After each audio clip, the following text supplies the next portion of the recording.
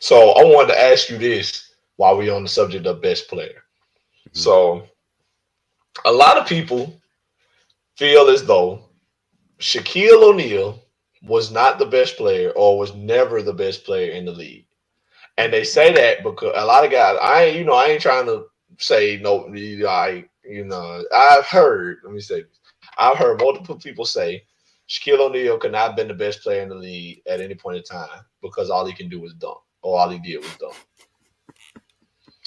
So I want to ask you this: do you ever feel like a player who cannot, do all facets of the game, can't handle and shoot and pass and dribble, all that good stuff? If you can't do all the facets of the game, do you feel like you cannot be considered the best player of the game? Because nobody gonna sit up here and act like Shaquille O'Neal could dribble well. Nobody gonna act like he was a great passer. Nobody for sure is gonna say he's a good shooter.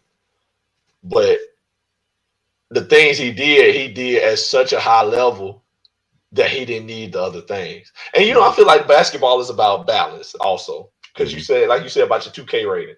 Shaq 2K rating, your hit 350 something, obviously. Or Hmm. however low, the lowest you can go. I know it don't go to zero, but your his 2K 3 point rating in the 50s probably. Yeah. His dunk a 99. Standing dunk 99. Driving dunk 99. Inside layup 99. You know what I'm saying? The stuff he did good, he did better than anybody else. So he did it at such a high level. The other stuff ain't really matter. He ain't need to be able to dribble. He ain't need to be able to shoot. He gonna get 34 right here off this block, and you Hmm. can't stop it. So do you feel like somebody who is not good at all facets of the game, like LeBron can shoot, pass, dribble, drive. Steph Curry can shoot, pass, dribble, drive. KD can shoot, pass, dribble, drive. Like, do you feel like a guy who's not doing all facets of the game cannot be the best, or do you think it's about like what he actually is getting done with what he has? So yes and no, because I'll say yes, he can be because Shaq was so great at what he was great at that there's a Mm, reason why we have him in the conversation of the best centers of all time.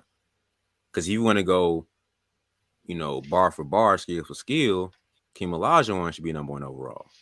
Like there's right. no ifs, ands, or buts about it. If we're looking at that specific, like what he can do on the floor, skill wise, Hakeem Olajuwon is, you could argue, the most skilled player of all time. You could really argue that. So if that's the case, Shaq is nowhere to be found. But he made his way by being that dominant. Like that skill is cute, bro. Catch this bowl and I'm dunking on you. Like he has a level of dominance. Like if he wanted to, he could be like, how it's famous. Like Bird was known to tell dudes like, "Yo, I'm gonna count on the floor, spin baseline and drift fade out of bounds, and drop this in your eye." I'm like what? Literally, next play, spin fade out of bounds, drop it in your eye, and it's like, yo, he literally just told me that, and he went and did it. Like that's another level of mindset of dominance to go out here and do that. Shaq had a level of dominance where he could probably do that every game, every play. He'd be like, yo, I'm finna just like he didn't have too many moves when in his post game. Like little jump hook, drop step, dunk on you. That's pretty much what his post moves were. Like he didn't have like a big array of footwork, and he just like that's what Dream came in. So like Shaq was so dominant with what he did that you had to mention him night in, night out. Here's the thing too, because people try to use this to discredit Kobe. If that's the case, Kobe should be the best player of the Lakers team, but he wasn't.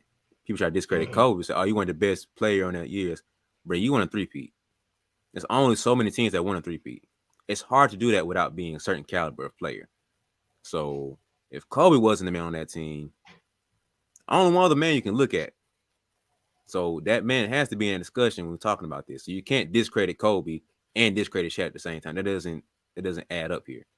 Even Derek Fisher, like Robert Ory, what are we doing here? Like, no, Shaq or Kobe. It's not Kobe, okay, it's Shaq. And so that's why I feel like when you're having this conversation, it just makes more sense for it to be like, that's why I said the eye test plays a big role. Because not stats wise, but like your skill wise, Shaq is not that skilled. Like Orlando Shaq, yeah, but overall, nah, he's not that skilled. So for me personally, it's a little bit of both. Because Giannis fits the same category. He's not that most. He not his handles aren't amazing. His shot is average at best. Like he's not like amazing at any of those things. But there's a reason why we just mentioned him as one of the 4 best players in the game.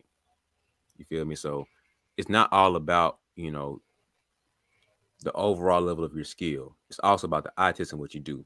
Like we had this conversation before of like every time you got starting 5 of all time greats, right? There's somebody throw out, they throw out Magic, uh Jordan, Bird, Dream, and let's say Rodman.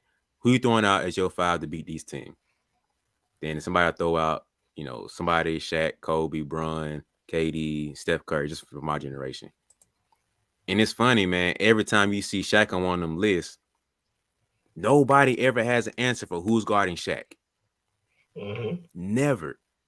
So you can't be that dominant of a player and not mention as being one of the best players all the time. That's hard. It's like you can't be that dominant because nobody has an answer. Nobody in the history of the 76, 77, how many years it is now, years of the game, nobody can stop you, but you're not one of the best players all the time.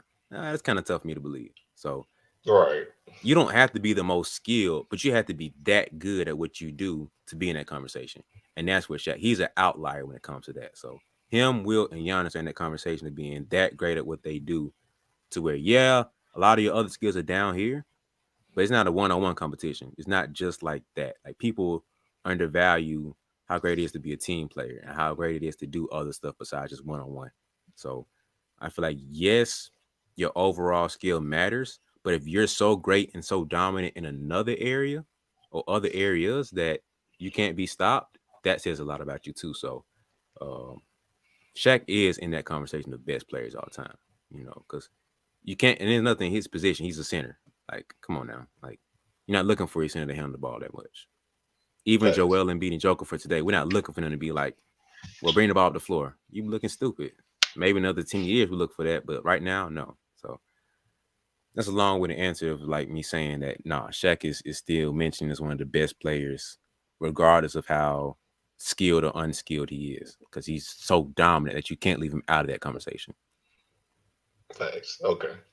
I also think the same thing. I just wanted to get your input. Ask you, see what you thought, because yeah, I'm glad you correlated that to my boy Giannis because I've been defending him for years, years. So people talking about, man, he ain't got no bag, he ain't got this, he ain't got no skill, whatever, but he get the job done. Mm-hmm. Like, give me somebody doing their job, but give me somebody doing their job ugly but getting it done over somebody sitting pretty at work not doing that. Yeah. Like, give me that all day, every day. So I just wanted to get your input on that, but yeah, I definitely agree. It's more about what are you getting done? What can you do for your team? Like, what are you doing in the league? Like, are you the best at what you do? Then Mm-hmm. you are the best player. Are you the best at basketball? So Shaq can't shoot, he can't dribble, can't pass, but he is the best because he's doing the most. You know what I'm Mm-hmm. saying? Nobody's doing what he's doing, therefore he is the best. And so yeah, I So just wanted to go and throw that in there. let's get the summarization of uh what is the best player? What is going to be our definition for the best player? So mental toughness is one of the biggest things that I know pretty much every coach preaches to the players, and also one of the biggest factors in the players' game is the mental toughness. So I know that a lot of coaches wish their players would be mentally tougher, and they struggle with teaching them and understanding, what mental toughness is to apply it to the game. So to help you guys out, I wrote a whole ebook breaking down what mental toughness is, different factors that make up what mental toughness is, and different ways that you can apply it to your life and your game, because it's a good blend of the player and the person of how both sides of you can grow in your mental toughness. So I broke that down in the ebook, the Mental Toughness Playbook. The whole ebook is about 50 pages, a little less than 50 pages, easy to read, a simple breakdown of what mental toughness is, different factors and different areas in it that impact your mental toughness, and how you can grow and develop in there. So if you're interested in it, it's in the description below. So go ahead and hit that link and invest into yourself by investing into your mindset and mental toughness. Because I personally believe that your brain and your mind is so much powerful, then you give it credit. So invest into your mindset, and then your body will follow afterwards. So the Mental Toughness Playbook, get the ebook below. If you tune into it, thank you. I appreciate it. If not, it's fine. Get back to the rest of the episode. See you later.